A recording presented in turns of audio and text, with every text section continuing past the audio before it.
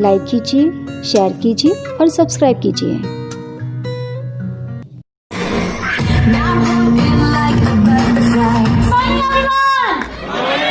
कहते हैं जो मिल गया उसे खोया नहीं करते और जो हो गया उसे सोचा नहीं करते। हासिल होती है उन्हें सफलता, हासिल होती है उन्हें ही सफलता जो वक्त और हालात पर रोया नहीं करते।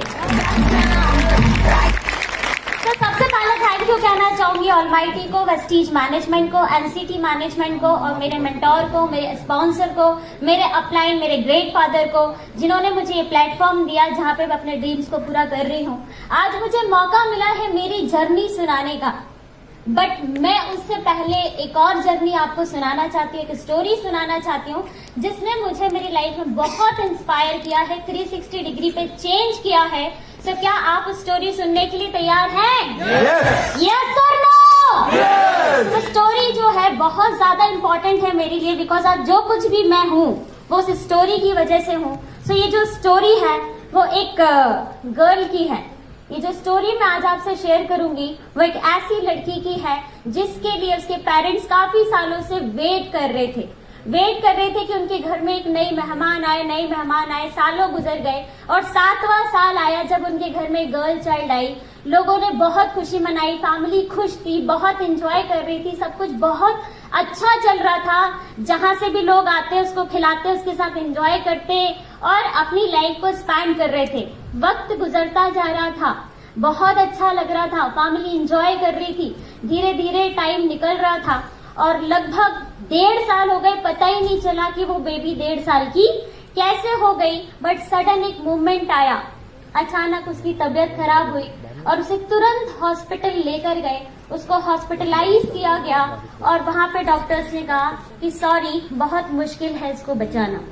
सो वो जो पेरेंट्स 7 साल से वेट कर रहे थे उनको कुछ समझ में नहीं आ रहा था कि सब कुछ कैसे होगा। सो उन्होंने बहुत दुआएं करी और डॉक्टर के प्रयास से और उनकी दुआओं से उसकी जान बच गई। लेकिन एक प्रॉब्लम फिर क्रिएट हो गई कि उसको जो हीमोग्लोबिन है वो 3 और 4 रहने लगा।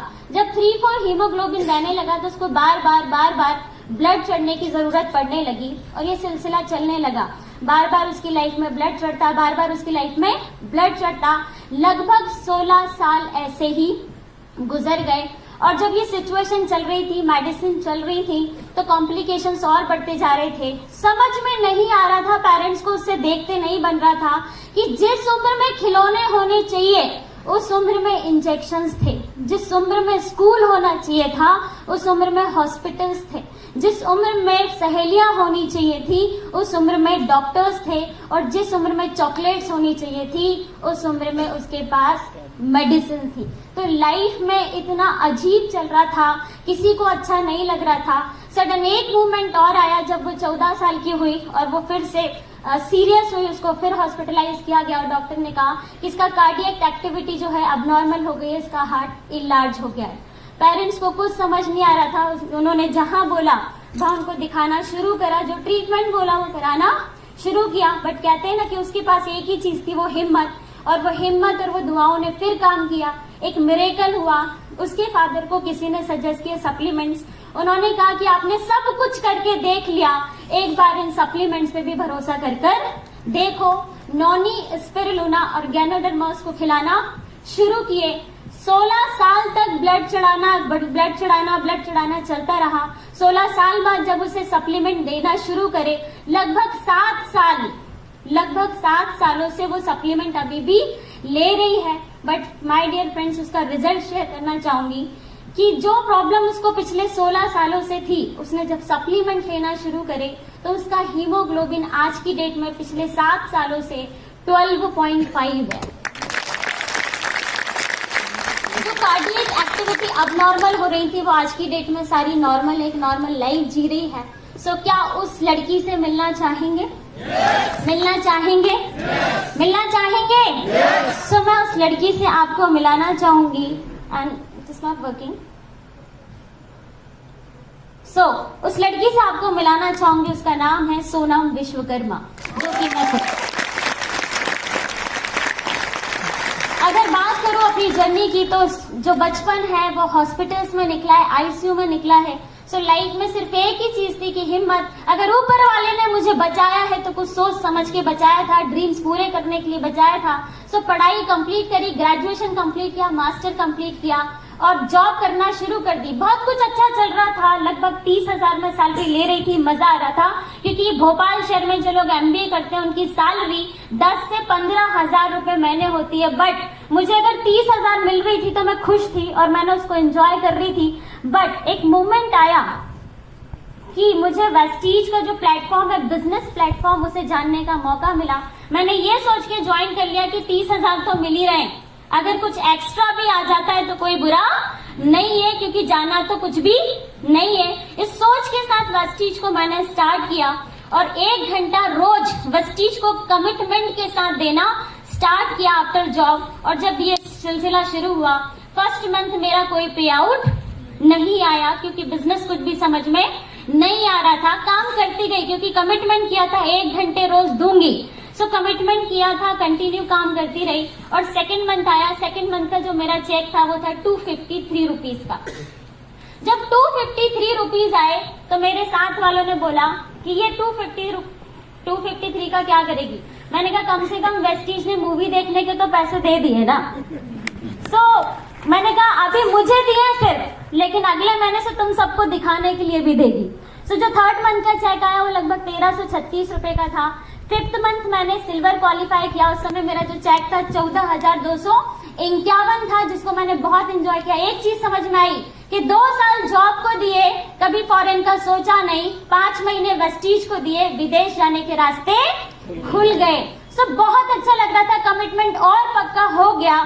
सो और कंटिन्यू किया वेस्टीज को। 7वें महीने मैंने गोल्ड डायरेक्टर का लेवल लिया और जिस मैंने गोल्ड किया उसका पे आउट जब बना तो वो पे आउट था 23,421। जब 23,421 का पे आउट आया तो मेरा दिमाग घूम गया। रीजन कि 8 घंटे जॉब को दे रही हूँ, कमाती हूँ 30,000, 1 घंटे वेस्टीज को दे रही हूँ, अर्निंग है 23,000। सोनम क्या कर रही है, क्या करना है लाइफ में। सो एक रात भर नींद नहीं आई, रात को डिसीजन लिया और बॉस के पास सुबह ही गई, सर मैं आपको 30 साल देने के लिए तैयार हूँ। कितने? 30 साल देने के लिए तैयार हूँ, पर एक सवाल है सर मेरा कि मेरी ये जो 30,000 की सैलरी है इसमें पीछे एक 0, कौन सी डेट को आप बढ़ा देंगे वो डेट मुझे बता दीजिए। सो क्या वो डेट मिली होगी मुझे? क्योंकि जो 30 साल से कर रहे हैं उनकी सैलरी में एक 0 नहीं बढ़ा, तो मैं ऐसा क्या कर लेती कि मेरे में बढ़ जाता। तो बिकॉज जॉब तो जॉब होती है। मुझे उस दिन पर्सनली ये चीज समझ में आई और मैंने रेजिग्नेशन दिया, वेस्टीज को फुल टाइम किया। 10वें महीने में स्टार क्वालिफाई किया, 13वें महीने में कारफन क्वालिफाई किया, 14वें महीने में डायमंड क्वालिफाई किया। दोस्तों बहुत मजा आ रहा था क्योंकि रोज नए नए लोगों से मिल रहे थे। अब जिंदगी में कोई बॉस नहीं था, कोई सुनाने वाले कलीग्स नहीं थे, कुछ भी नहीं था, लेकिन मजा आ रहा था बिजनेस करने में, वेस्टीज को रन करने में। बट अनफॉर्चुनेटली जब 14 महीने हुए, मैं मीटिंग करने जा रही थी और सडन मीटिंग करने पहुंचने वाली थी और रास्ते में मेरा एक्सीडेंट हो गया। जब एक्सीडेंट हुआ मुझे एडमिट कराया गया, मुझे पता चला कि मेरे राइट लेग की दोनों बोन फ्रैक्चर हो गई हैं और मेरी सर्जरी प्लान कर दी गई। और सर्जरी प्लान करने के बाद लगभग 6 से 8 महीने में वापस से बेड पर आ गई। दोस्तों उस टाइम बुरा नहीं लगा जब मैं गिरी और मैं टूटी, बुरा तो उस टाइम लगा जब मेरे ही फ्रेंड्स मुझे देखने आए तो वो दुख कम करने नहीं आए थे। उन्होंने आते से मुझसे एक सेंटेंस बोला, तुझे तो हम पहले से ही समझा रहे थे, वो स्कूटी लेके बस तू जब लगी रहती है प्लान करना है, तेरे पैर तो स्कूटी तक पहुंचते नहीं है, तुझे स्कूटी चलाना आती नहीं है और तुझे प्लान करने की पड़ी रहती है। ऐसा तेरा क्या बिजनेस है, छोड़ इसको। पर तुझे समझ में नहीं आ रहा था, अब तोड़ ली ना टांग, अब तो समझ में आ गया होगा। सो उस मोमेंट पे इतना हर्ट हुआ, एक ही चीज समझ में आई कि सोनम क्या कर रही है। लेकिन फिर वापस से दिमाग में एक बात और आई कि अगर वेस्टीज को छोड़ दिया तो ड्रीम्स एक साइड हो जाएंगे, जिंदगी नॉर्मल हो जाएगी। लेकिन अगर इस डिसीजन को मैं आगे बढ़ाती हूँ तो सारे ड्रीम्स कंप्लीट हो जाएंगे। अगर प्रूव करना है तो जवाब देना पड़ेगा। सो उस दिन डिसीजन लिया कि अब सोनम जब जिस दिन बेड से उठेगी तो वेस्टीज की कार फंड से अपनी कार फंड से कार परचेज करेगी। सो बताते हुए बहुत अच्छा लगता है कि जब मैं बेड से उठी तो मैंने अपनी टॉप मॉडल टाटा नेक्सॉन लगभग 13 लाख की कार परचेज की। सब कुछ बहुत अच्छा चल रहा था। जब वो चेक 253 का आया, सेकेंड मंथ 1336 का आया, उसके बाद जब अभी मैं उस फ्रेंड के पास गई इस कार को लेके, जिस फ्रेंड ने मुझे वो बातें करी थी, आज की डेट में वो मेरे साथ ज्वाइन है। और उसके आने के बाद जब मैंने उसे चेक बताया 1 लाख का, तो वो भी बहुत खुश थी और अब बोलती नहीं, दोनों मिलकर साथ में करते हैं। तो एक चीज समझ में आई कि शुरू में लोग तो आपको कुछ भी कहेंगे, अगर ड्रीम आपके हैं तो पूरा किसको करना पड़ेगा। तो वो डिसीजन मैंने लिया, काम को और आगे बढ़ाया और सारी चीजें बहुत अच्छे से चलती रही। माम ये चल नहीं रहा।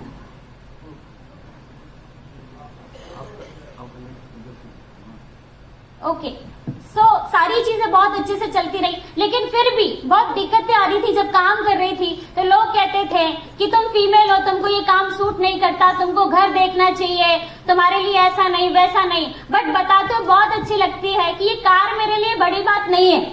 कार कोई भी ले सकता, पर मेरे लिए बड़ी बात यह है कि पूरे इंटायर खानदान में मैं पहली ऐसी लड़की हूं जिसने 13 लाख की कार परचेज की है।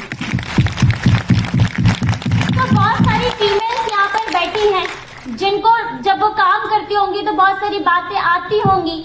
सो उन लोगों को मैं कहना चाहूंगी कि जब कभी भी आपकी लाइफ में ऐसे मूवमेंट्स आए कि जब आपको लोग मना करें, आपसे लोग गलत बोले, आपको अपने आप में लगे कि नहीं मैं क्या कर रही हूँ, तो कुछ लाइन्स हैं जिनको मैं बार बार सुनती हूँ और जो मुझे हरदम इंस्पायर करती हैं। अगर आप भी सुनेंगे तो वो आपको भी इंस्पायर करेंगी। सो वो लाइन्स है कि मुझे वेस्टीज क्यों करना चाहिए। सो मैं कहती हूँ I want to be vestigian because अपने अंदर के पैशन को बाहर निकालना है और शादी के बाद सिर्फ घर नहीं संभालना है।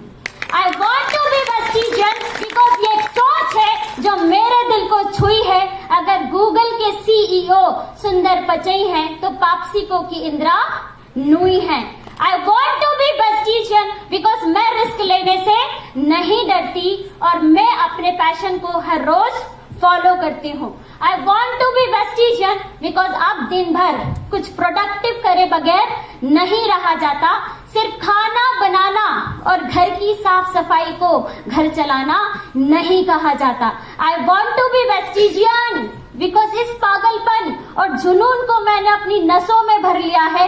कुछ अलग करना है मुझे, मैंने सिस्टम को चैलेंज कर दिया है। I want to be Vespigian because I don't want to stand behind every successful man. I also be wanted to be successful because मेरे भी कुछ बड़े हैं plans.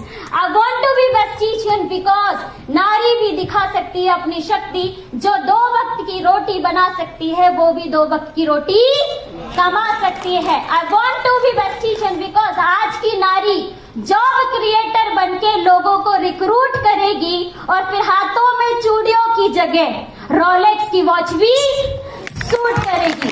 I want to be vestigian because हम अपने एक्शन से दुनिया को सरप्राइज करेंगे। माय डियर फीमेल्स, हम अपने एक्शन से दुनिया को सरप्राइज करेंगे बिकॉज ये हमारा दौर है और हम मिलकर राइज करेंगे। क्या तैयार है? तैयार है? तैयार है?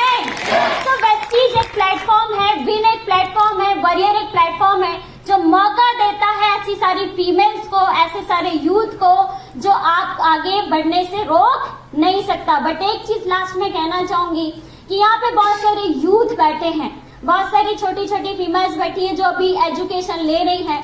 सो आप लोगों से एक सवाल है मेरा कि मान के चलो आप काम करते हो और आप पहुंच जाते हो 55 साल के और 55 साल में आपकी ऑडी आ भी जाए तो क्या उस लेवल पे एंजॉय कर पाएंगे? नहीं। मान के चलो आप काम करते हो जाए 55 साल के और आपके पास फॉरेन ट्रिप्स मिल जाए तो क्या एंजॉय कर पाएंगे? किसी को सर उठा के देख भी नहीं पाएंगे और छेड़ भी नहीं पाएंगे। यस और नो? तो ऐसे में मेरा एक ही मानना है